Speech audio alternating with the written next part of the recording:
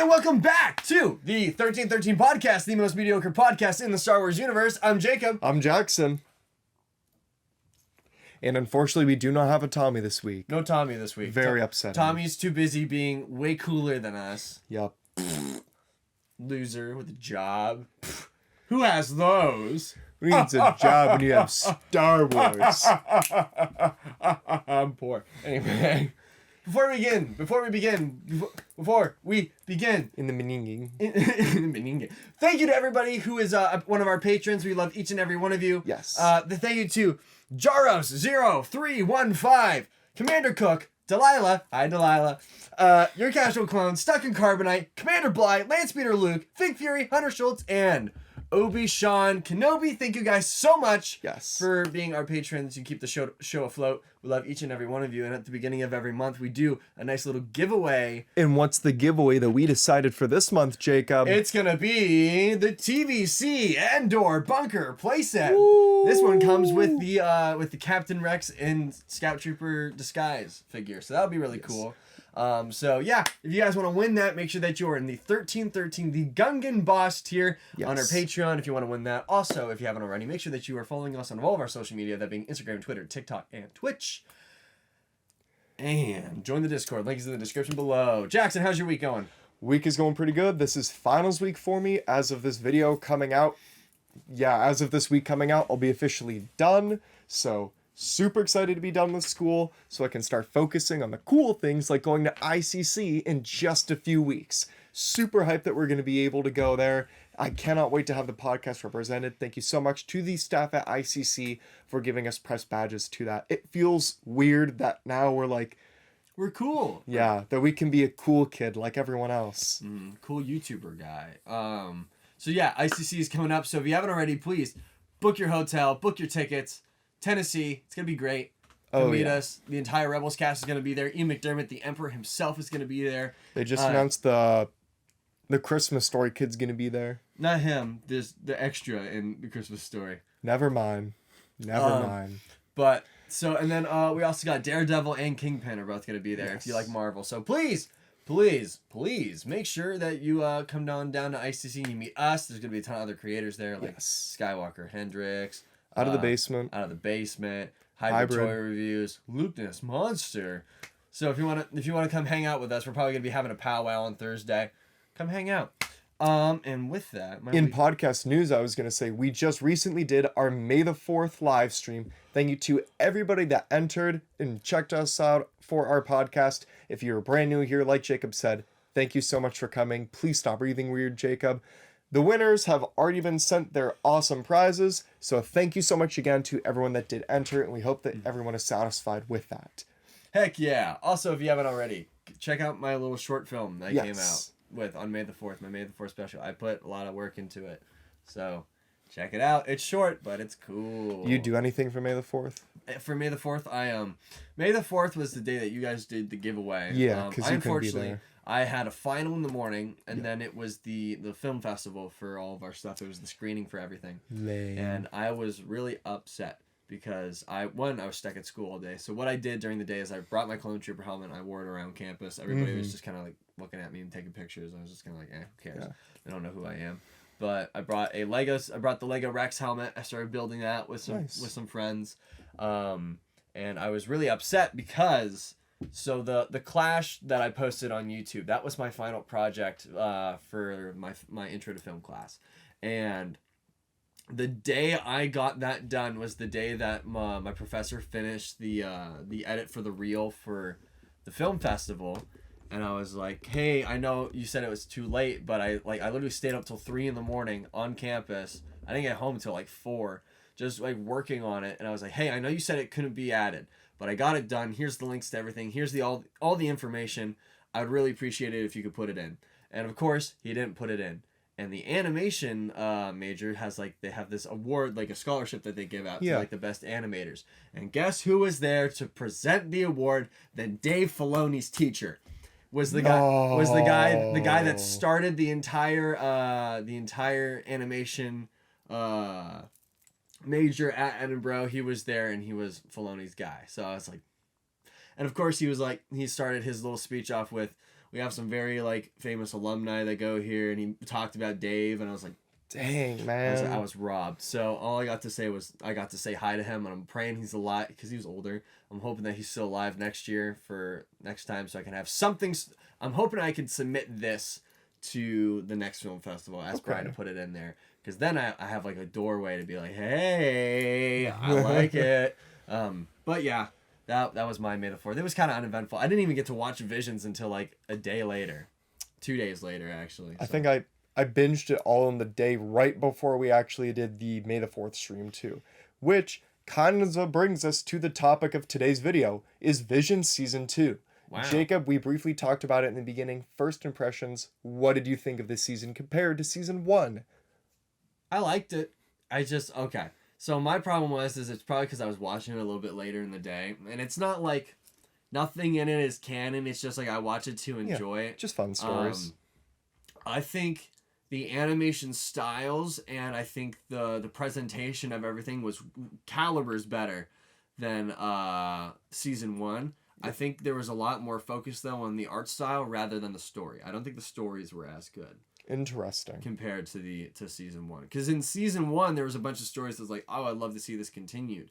And then in this one there's a lot of art styles. I was like, oh my gosh, I'd love to see Star Wars like based into this art style, but the stories weren't as gripping to me.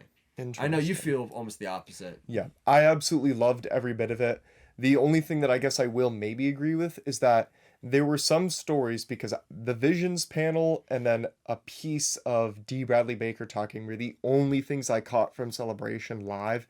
So I listened to the entire Visions panel, and a lot of these studios were like, okay, like we are super excited. We would love to do like a part 2 to these stories. And watching a lot of this, I really didn't feel like a lot of these stories needed a second part. Mm-hmm. And that isn't to say that the story was bad. I felt like for the short that it was made, that it was just a nice little thing of like, here's our interpretation of Star Wars. And I enjoyed it. And I was like, okay, you could just leave it there though, and I'll be content, you know? My favorite part about this season was the fact that it wasn't just rooted in anime. Yes. So you had like a lot of Japanese influence over everything. I like the fact that it's from different animation studios from different parts of the world putting their own spin on it, putting their own culture into it. That was probably my favorite part about it. Yeah, that's what I enjoyed. The one that I think it was episode 7 or 8 was done by the Indian studio. That was, yes, the Bandits of Golak. That was like, boom! It blew my mind, because I remember the Indian studio talking at Celebration, and I was like, okay, you know, like this seems pretty cool, like what you guys got cooking up,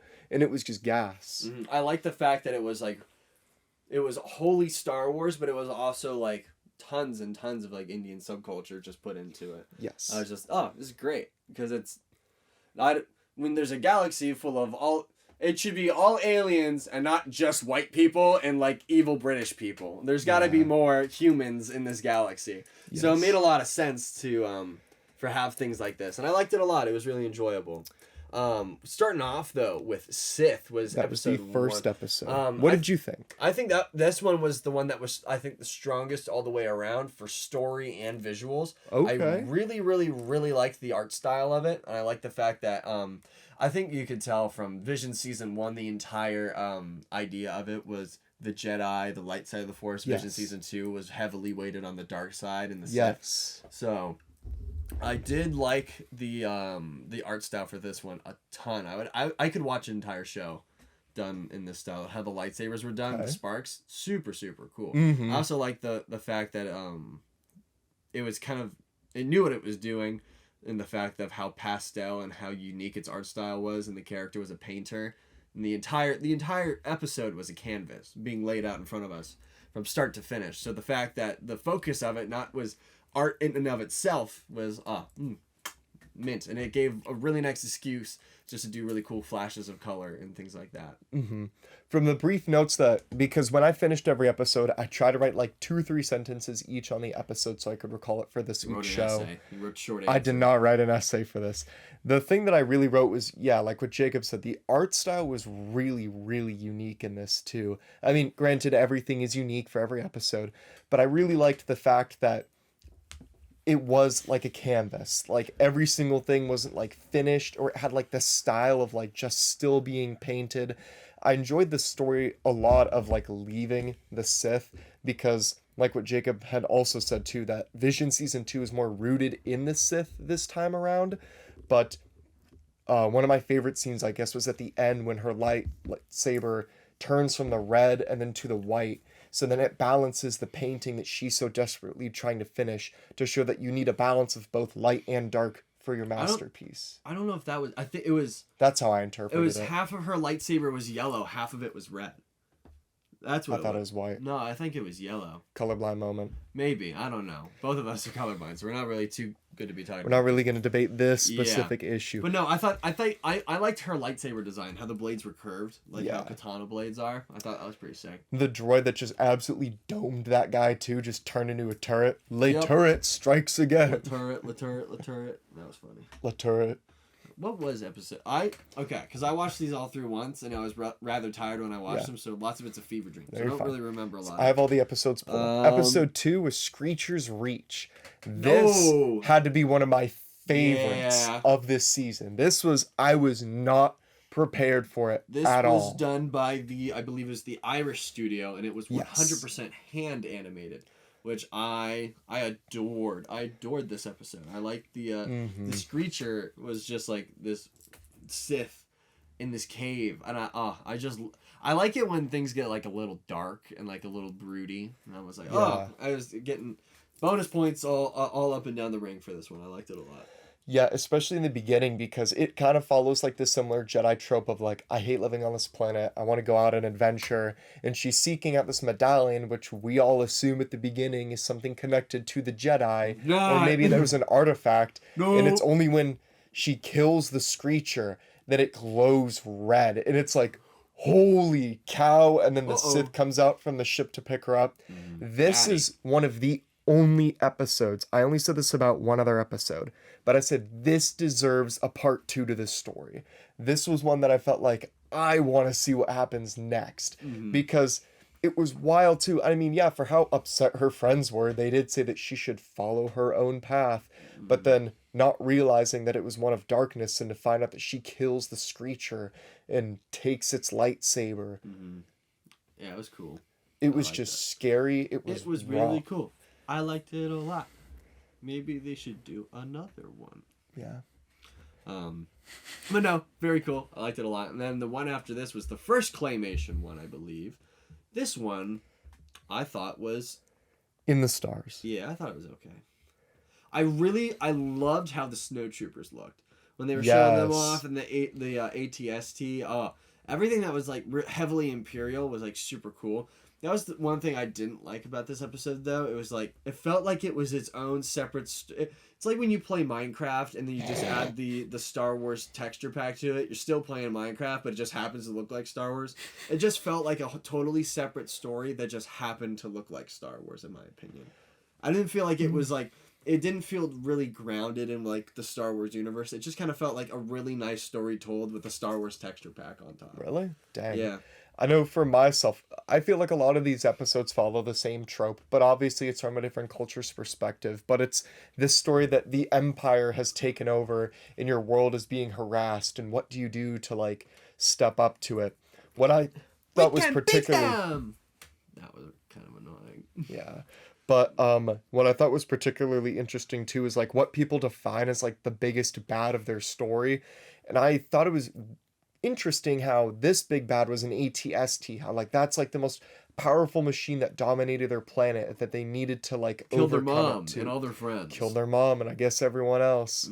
Whereas like for other stories, like obviously it's the Inquisitor for one or something for another. You know what I mean? Or yourself. Or yourself. That is true. Or the Screecher. But yeah, it was the animation was nice. This is the first time we've seen stop motion Star Wars. Was this episode followed by another stop motion Star Wars, but I liked it a lot. Yeah. I was like, yeah, it's cool. Just for the art. I like how the water looked in it. Yes. If you make water look cool, I'm like, yeah, I like this. I thought the story was just it was okay. And unfortunately, I thought the little girl was pretty annoying for a majority of it, so it just kind of... I only wrote one sentence for this episode, and the only thing I wrote was that I did not want to care, but it made me cry.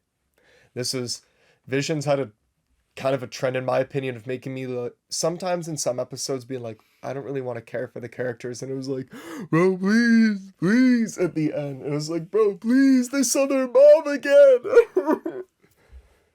I don't know. When I watch these things, I make myself very emotionally vulnerable because I want to experience it in like its totality. I want to enjoy every second of what they have to offer me. That's why Saint Augustine did not like the theater or things like that, because the feelings that you were feeling from these stories were not real, and your feelings should only be real and for God. We're not Catholic, Jacob. Thank you, Saint Augustine. But again, although I did think the little girl was annoying and we can beat that was really, really annoying, it made me cry. And it was really good. To each their own, I guess. Say that. To each their own. We got Mr. Waterworks over here. Episode 4 was I Am Your Mother. And this was the British studio with the Wallace and Gromit animation. Yeah, I liked it. It was just so funny. I liked it a lot. It was such a nice, like, episode 2 was like a shock, like a whoa. Episode 3 was like a oh my gosh kind of story. And then episode 4 was a good chuckle. Yeah, I enjoyed it just because I also really enjoy Wallace and Gromit and Chicken Run.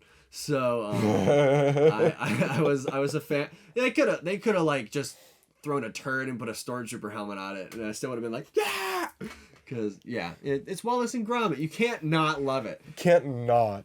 What really got me too was the obsession over like Wedge Antilles in this. Yeah, I thought that was funny. Crack because Wedge Antilles.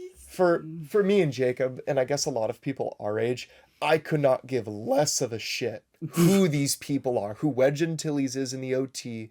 I have never cared for those characters. Bro. That's Ewan McGregor's uncle. Dang. That's Obi-Wan's uncle, dog. The point that I'm getting is that I have never cared for these characters. I have never been emotionally attached to them.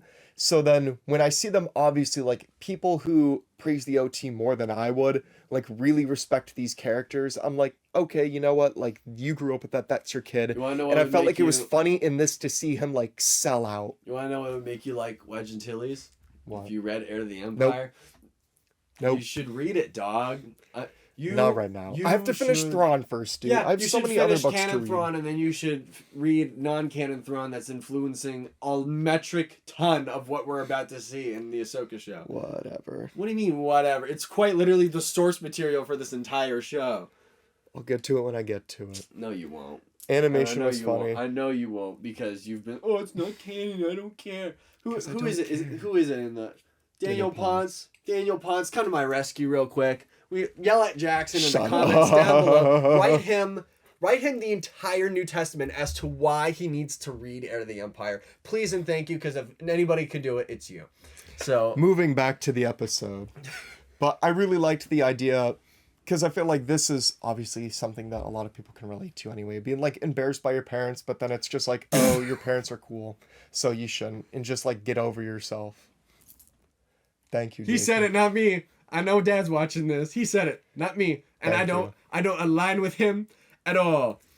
Especially it's a growing up thing. Yeah, it's always a coming of age thing. When you're in middle school, you're always like, why are you getting that out? Because why not? Because it's the true form of the saber. You're always like, oh, my parents are so embarrassing. Oh, my parents, but it's just a coming of age thing. Yep. You want to seem cool, you want to fit in, but it's cooler to respect your parents than to be an asshole. So, kids, we're letting everything down. Out for the. Okay, we had our one for the show today, and that is it. You said it. I had my one, and you had your one. That's what I'm saying. We each had our one. It's in the Bible. I can say it. Oh my gosh. Okay, so moving on after episode 4 was Journey into the Dark Head. This was by the South Korean. Now this was the episode if I'm correct. I watched half of it and then I fell asleep through the middle of it and woke up for the very end. I remember absolutely none of it other than the part where it like shows the flashback of like the Sith stabbing the Master, and I was like, whoa. So I was just tired. Good thing I'm the note taker. So this one I'm gonna go back and watch it probably when I'm done editing this episode. So this was one, it's obviously a lot of these other stories follow the theme of the Empire. I really love to see the High Republic representation and start to see more stories based off of that. And I thought it was funny too how it's just this very ignorant Jedi and how everybody obviously thinks the Jedi are so great, which kind of is foreshadowing the Order's kind of demise in the end, because people think they're so great that they're Jedi sometimes, but this dude's just like freaked the heck out because he's being killed by the equivalent of Laughing Coffin, if you get the reference from that. That's who the bad guy reminded me of, was the dude who was in Laughing Coffin, who tried to like assassinate Kirito and Asuna. I was like, what? You said Laughing Coffin, and all I could think of was Pot of Greed. So I was like, Not that. I was like, what is Laughing Coffin? From SAO. I can't believe you just tied that to Sword Art Online. It's what it made me think when I was watching it. I thought the villain was really good. The fact that you remember anything from Sword Art Online amazes me. I remember liking it, and that's it.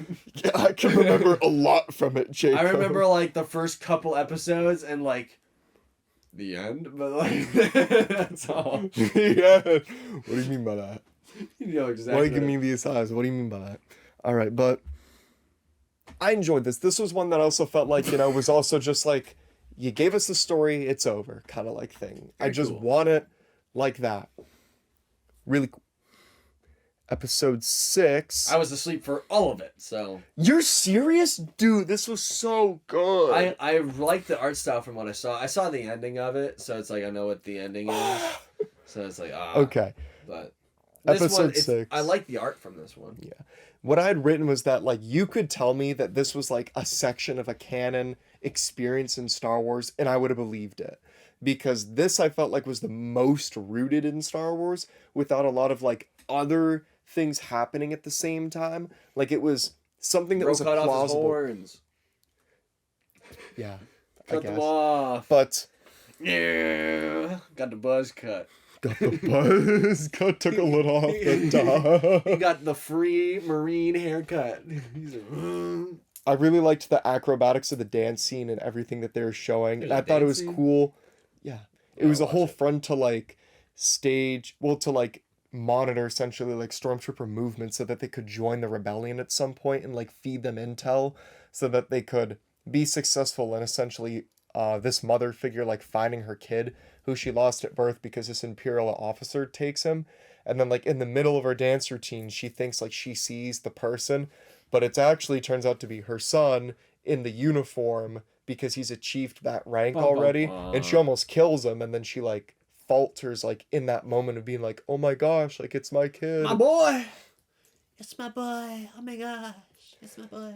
The beginning scene of it too very much reminded me of the opening of Andor, where it's this bar that a lot of like law enforcement at least is attending because they're like, oh, like they love us here. The Iceberg Lounge. Yeah. Please tell me you know what I'm talking about. No.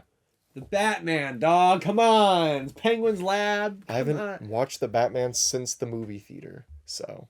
I've seen it like 7 times. I want to watch it again. It's a time commitment. No, it's not. You just throw it on and then you just... Whatever. Watch it tonight. Watch it tonight. No, my final's at 8 a.m. Watch half of it tonight. No. Watch a quarter of it. But like I said, I thought Watch the Batman. That's your homework, everybody. The twist was really nice that it ended up being her kid. And then it was like, oh, like we need to go find him because now he like knows the truth. And this was I think I already said this, but I forget because I'm having a brain fart. It's the most. This was the other episode that I said needed a part 2. The second episode that we got, the Sith, and then this one were the only ones that I said that I feel like I would love to see a part 2 to this like storyline because I enjoyed it so much and I felt like it gave us enough and it wasn't like a nice bow like wrap up of a story too. Okay. No other comments. Moving on to episode 7. Episode 7 was the Bandits of Golak. We mentioned this one a little bit at the beginning. Art style was really good. I didn't like the motion of the art style. Really? I think it felt like a little jittery. So it's just like it wasn't smooth enough for the fact that it was computer animation. It felt like hand-drawn animation, but like 3D. It had a weird feel to it. Okay. But I love the art style of it, and I really like the story. And as we mentioned before, the way that the culture's infused into the story, the Inquisitor fights, it's all right. It looks pretty cool. It was pretty dope. I like how all the Imperials are portrayed in like these other styles. Like the Stormtroopers looked awesome in this one. Yes. The claymation one, the Snowtroopers looked awesome. If we could get one of these Vision Studios has to do like because everything's about the Jedi and the Force and feeling the Force. Can we get like a story about some troopers, like through the lens of like one of these studios? I feel like that'd be so cool. You almost get a story about troopers in episode 6. Not really though. At the beginning, in the beginning. You just gotta watch it, bro, not fall asleep. Hey, bro. I was on the train to Sleepy Time Junction, and I could not help it. The bandits of Golak have to rob the snacks. The snacks. I know the Flute!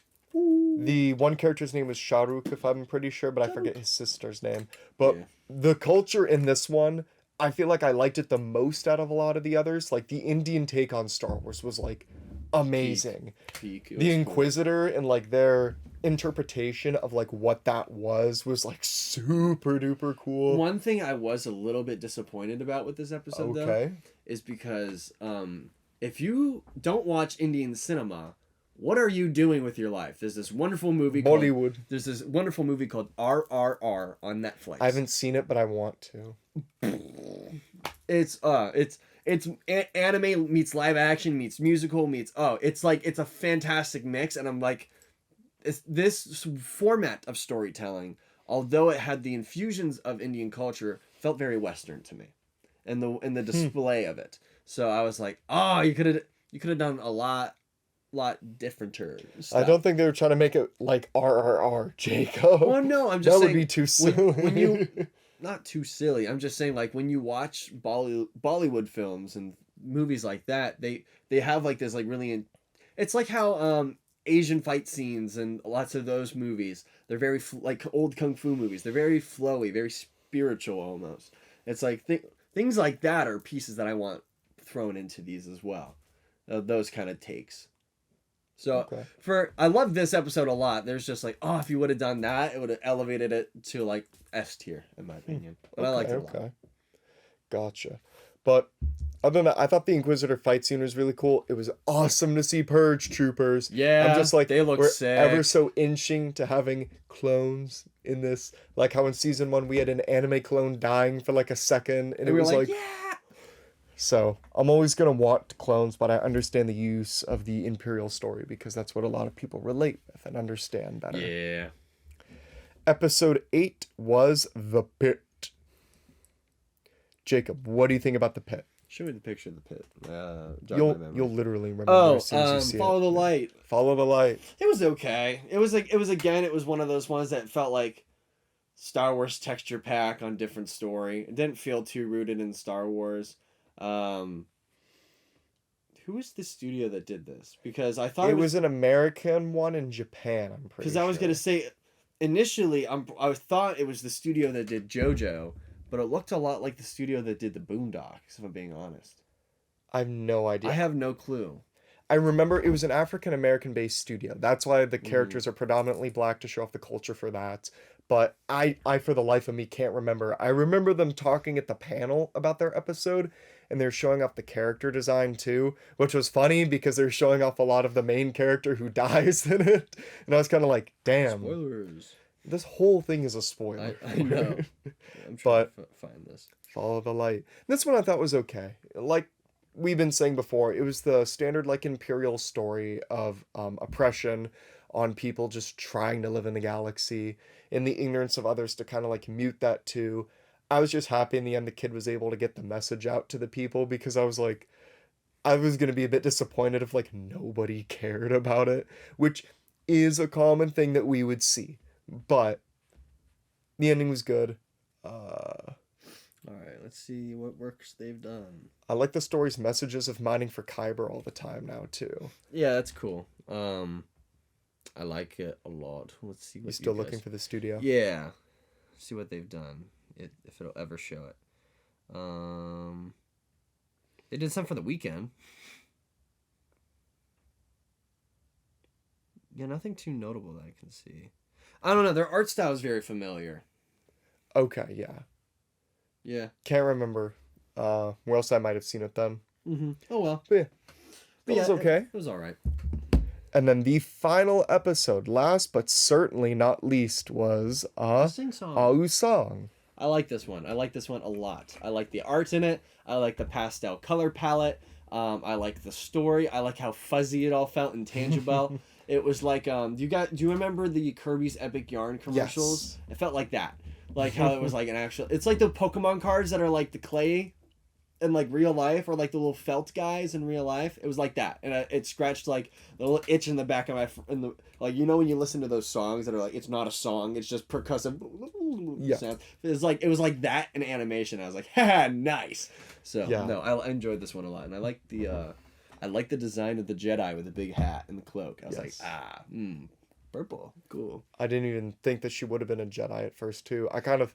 I thought it was interesting how the whole planet had just like red kyber crystals that had all been corrupted, but then by Ao's singing, she could communicate with the kyber to purify it to white then, which was something, because let me be I guess maybe not really a spoiler for Jedi Survivor. It's the first time we've ever seen somebody turn a crystal red. So then I thought it was interesting how this was turning the crystal into white. Obviously, in Ao's song, this isn't the canonization of how a crystal becomes white, because we haven't seen that yet. But I still thought it was interesting for that. The animation was so cute, dude. It was just perfect in every way. It felt like you could just like, you could touch it and you could play with the models that they were using. I think it was all 3D. I don't think it had to have been 3D, but it was really good. I was gonna say, 3D. I don't think an inch of that was tangible items, and I liked it. I liked it a lot. I think that was probably my favorite episode. The Jedi was super cool. The one note that I had written at the very end was, "Why did you make me cry so much watching Vision Season 2?" I thought the episode itself was beautiful. I feel like, although it's a cliffhanger, I argue that I was okay if it didn't have a part 2. I would like to see that art style used again in I Star Wars. would love to see that again. Like, for this Young Jedi Adventures going on, if they had like an animation style like that, I would watch it.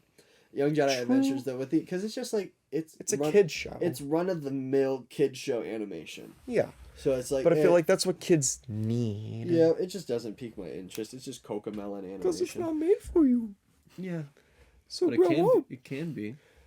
It can be made for all. Just like Andor is made for children of all ages. No. Jackson mentioned it at one point, but Jedi Survivor. Wait, one more thing before we just briefly talk about Jedi Survivor. No. In the end, although these were all the 9 episodes that we had for Visions, I would love to see a Vision Season 3 at some point. Let's get some new studios in it. Maybe it would be interesting, in my opinion, too, if we also saw the continuation of a few story arcs from Season 1. Sure that is the plan. I could have sworn that when we were on with Sarlacc Digest, because they got sent the sample early. Yeah, they could see everything before us. Yeah, I'm pretty sure they mentioned something about there being a continuation of some stories in a Season 3, but I don't know. Take that with a grain of salt. Go watch that episode that we did with them. But I feel like if Season 3 is all brand new, unique stuff, at this point, I would rather Visions just be completely unique stories and not attached to each other at all. What animation studio would you like to see get their hands on a Star Wars Vision? If you know any animation studios. They already technically did something, but I'm not really going to count it. But I want to see Studio Ghibli do something for Star Wars. Because they did the Grogu and the Dust Bunnies, which was a cute little thing. But I was so hyped for that. I would love to see a classic hand-drawn Studio Ghibli adaptation of anything related to Star Wars. So would the rest of the world.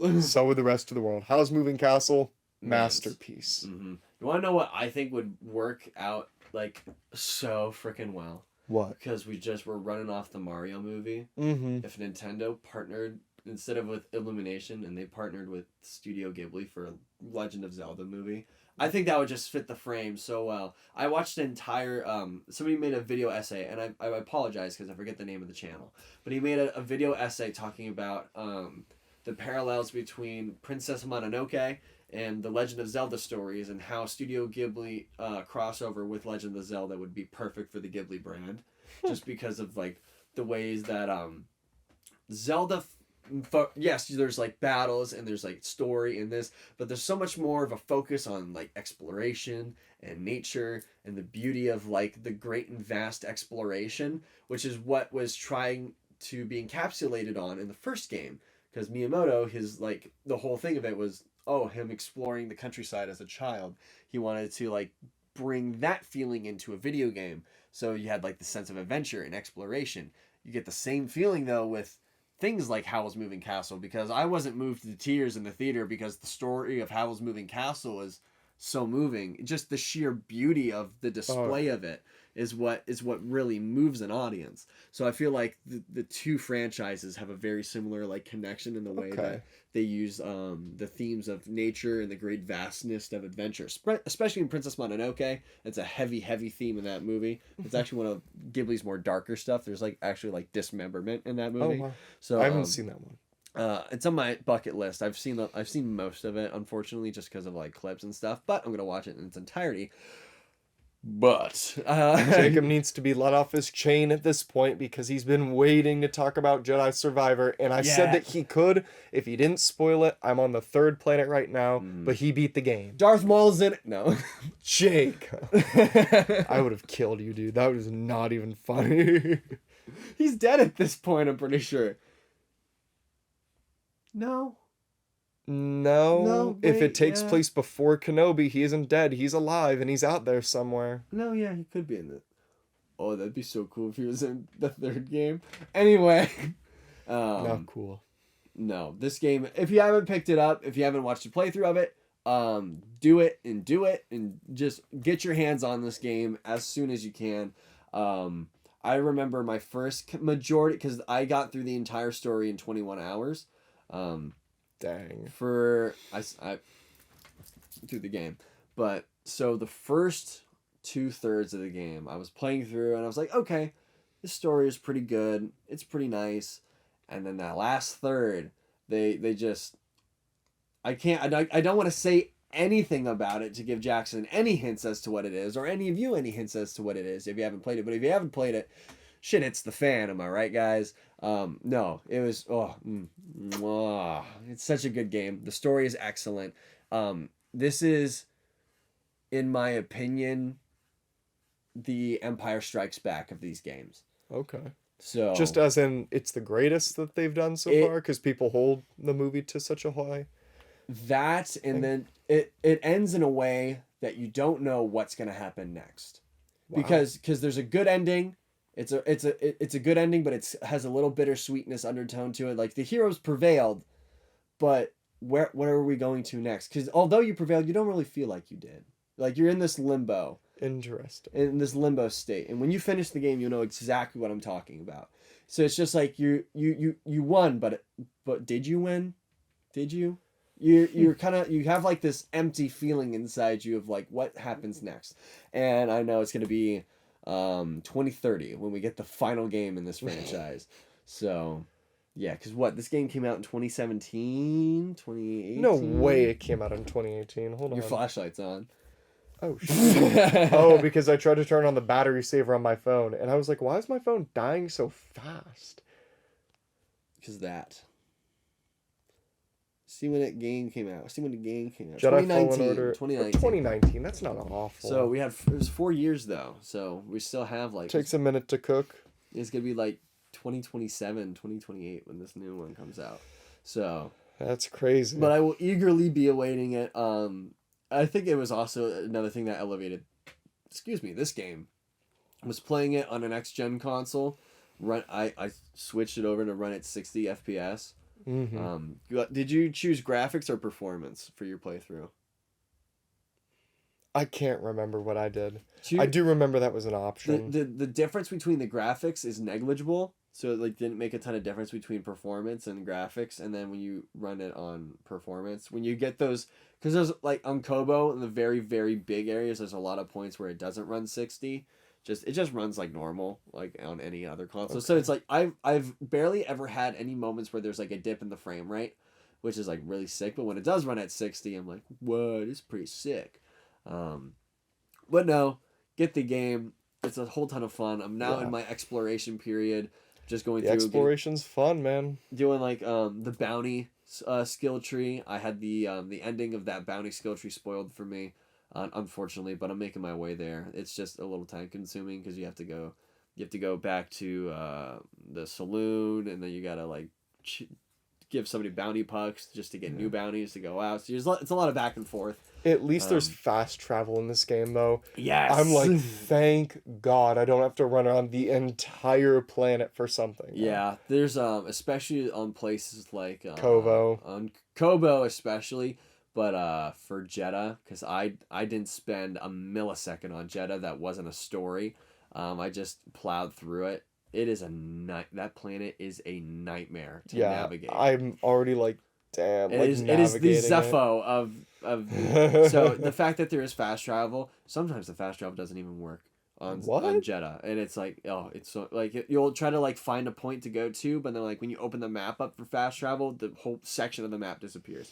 It's really nice. irritating. Good to know. Yeah, so it had a lot of bugs on PC, but it looks like it's getting fixed, and they've updated it. Yeah, they released their first patch on Monday. Yeah. That was supposed to fix a lot of the stuff, which is nice because that was in the first 2 weeks. They had like a major bug fix. I thought it was funny how everybody on the consoles could play it fine, and the PC Master Race was like, guys, it literally won't run. And I was like, your $1,000 crap box can't even run this game, and my $300 one can. Yeah, so it was just because it wasn't optimized. Yeah. So, but it's fixed. Yeah, so I'm very glad I got that game done with, because as of watching this, it's Tears of the Kingdom time, boys. It's Tears time.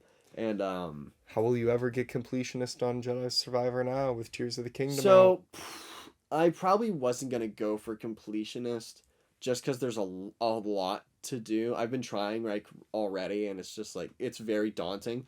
So I'll probably just because I'm gonna do New Journey Plus with Delilah, because I played Fallen Order with her, so she could get the story of that. And then I tried to tell her about some of the stuff that happened in Survivor. She's like, no, don't tell me anything. I want to see it. So okay, I'll be doing New Game Plus with her just to get all the extra stuff. I'll probably let her design the lightsaber and like what Cal wears for the playthrough. Yeah. I went full canon for the first one. I didn't change his outfit pretty much at all. I have the mullet and the beard because America. What color lightsaber do you have? Cyan. I realized that you could do white sabers. And I was like, oh. I changed it to white in the beginning, and I was like, it's cool, but it's not me. Like cyan, I feel like is my color because it's the nice light blue. I enjoy it. I did cyan in the first game, and that's what I did. I'm running white in this game. I think it's really cool. I've always been tempted to do yellow because whenever I make a lightsaber, I want it to look like it's from the High Republic. I make it the glossy white with the gold highlights. I did the make same it completely thing. Bright. I did the because same I think it thing. looks really good. Mm-hmm. Right now, what's your blaster look like? What's the? I don't even have that yet. My blaster is like I'm not that far. It's a mix of the DL44 with the stock barrel and then a handle that I bought. But for the metal, one of the metals you can do this on your lightsaber too. You can make a Beskar. What? So it's a Beskar gun, and it has Dunium highlights on it, like from the Thrawn books. Yeah. So I was like, oh wow. Yeah. So I'm pretty sure it might be a pre-order bonus pack because there's Beskar. There's Beskar and Dunium in the same pack. I pre-ordered the game, so it's in the like rare metals pack. I'll have to look. Yeah. For it. That's pretty sweet though. Yeah, because when you do pristine on it, it has like all the wavy lines and stuff, like an ingot. Very cool. Very sick then. I will have to check that out. Yeah, play Jedi or watch Jedi or something about it. Yeah. The only tip that I have is the second planet's Kovo. We're not going to talk about the other worlds. If you get to Kovo and you find yourself in a mining cave, don't go into the cave. Turn around. Go back there later. Don't do it. It's not worth it. Do it. It's not worth it. It's worth it. It's not worth your time. Don't do it. Yep, it's worth your time. I wanted to gouge my eyes out after an hour. Don't go into the cave. Go in the cave. And when you go to the when you're in this little kind of like bad guy area that's all built up, just if you're looking at the waterfall just east of the saloon, and you go through that and you see a giant plated disc on the ground, don't stand on it. Don't stand on it. I don't even know what you're talking about. Unless you want a poncho, but don't stand on it. There's so many fun things that I won't even consider this a spoiler, and I'll kind of leave it here as well for that. But you can get like clone trooper like armor, And it's like super duper cool the amount of ways that you can customize Cal in this game. Like I love it. It's leg armor, but if you look on the drifter skin piece for Obi-Wan, he's wearing clone trooper gauntlets and has his Republic arm piece on his back. Yeah, so you can just match that with the Obi-Wan pre-order bonus armor, and then you're basically like a Jedi clone. It's so awesome. Right now, what my Cal is wearing is I have Han Solo's vest on over the Survivor shirt in just the white colorway, but then I have the Clone Trooper legs on, but the Clone Trooper legs are like a dark blue, so they match Han Solo's jacket. I wanted to do something else, but I wanted to make it like the Clone Trooper greaves and then the Obi-Wan pre-order cloak. But the browns on the cloak and the pants don't match, and it makes it's not a big difference, but it's enough for even me to see it, and I'm like, I can't do that.